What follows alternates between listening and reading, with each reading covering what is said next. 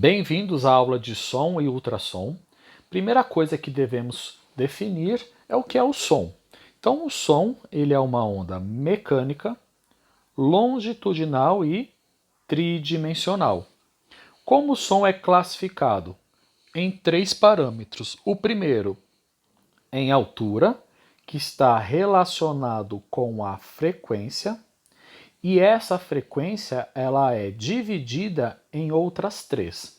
Primeira delas, em som audível, que é frequências entre 20 Hz e 20 kHz. Infrassom, com frequências menores que 20 Hz. E ultrassom, em que as frequências são maiores que 20 kHz. O segundo parâmetro é a intensidade, que está relacionado com a amplitude, e o terceiro parâmetro é o timbre, que é uma característica que diferencia uma fonte sonora de outra. Então eu vou dar um exemplo de timbre.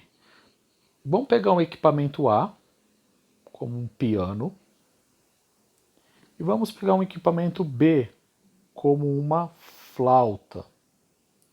Se eu colocar a mesma altura e a mesma intensidade em ambos instrumentos, mesmo assim eu consigo diferenciar quando o piano está emitindo som ou quando a flauta está emitindo som. Por quê? Cada um tem um timbre diferente. Falando do ultrassom, então o ultrassom ele vai provocar micromassagens na região onde ele está sendo aplicado. O ultrassom ele é definido como frequências maiores que 20 kHz. Com essas frequências eu provoco o aquecimento, que também é chamado de diatermia ultrassônica, e essa diatermia pode ocorrer de maneira paralela com efeito de cavitação. O que seria a cavitação? A formação de bolhas.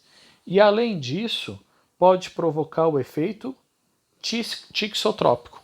O que seria o efeito tixotrópico?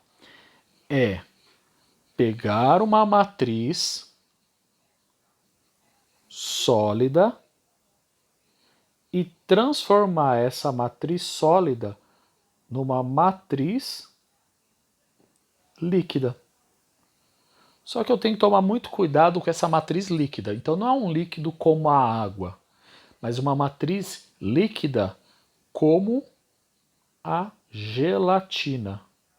Ou seja, eu vou ter uma matriz gelatinosa. Como que o equipamento de ultrassom faz para produzir esse ultrassom?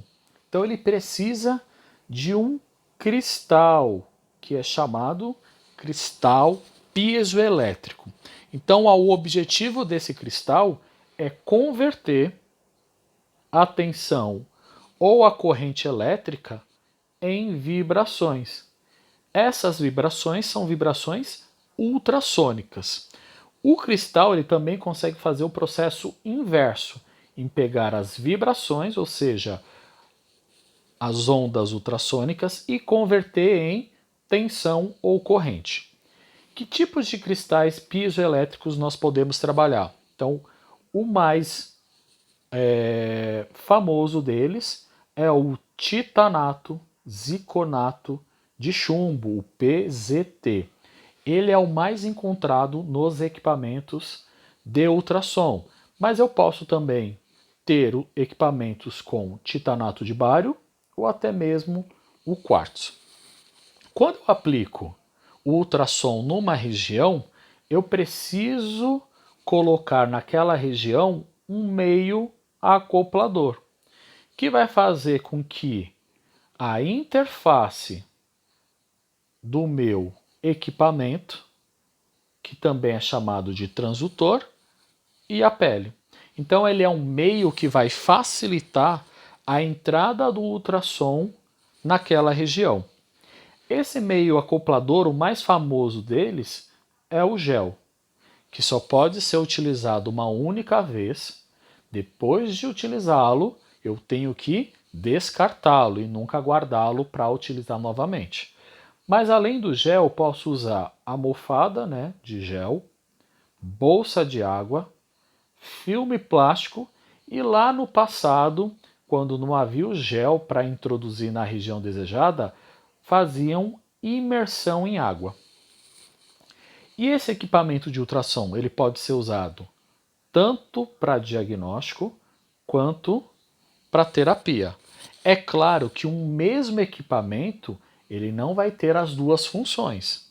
Ou eu tenho um equipamento de ultrassom diagnóstico, ou eu vou ter um equipamento de ultrassom terapêutico. Qual a diferença entre um e outro? Se eu tiver um equipamento de ultrassom diagnóstico, o meu propósito é observar imagens. Em virtude disso, os meus cristais piezoelétricos, eles têm como objetivo emitir e receber esse sinal ultrassônico. Agora, se eu utilizá-lo como terapia, na área da estética se usa bastante, esse cristal piezoelétrico vai apenas emitir o sinal de ultrassom.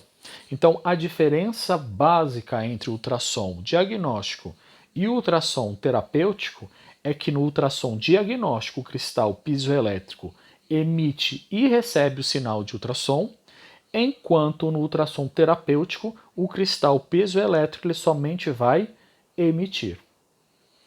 Então aqui tem uma imagem produzida pelo ultrassom diagnóstico.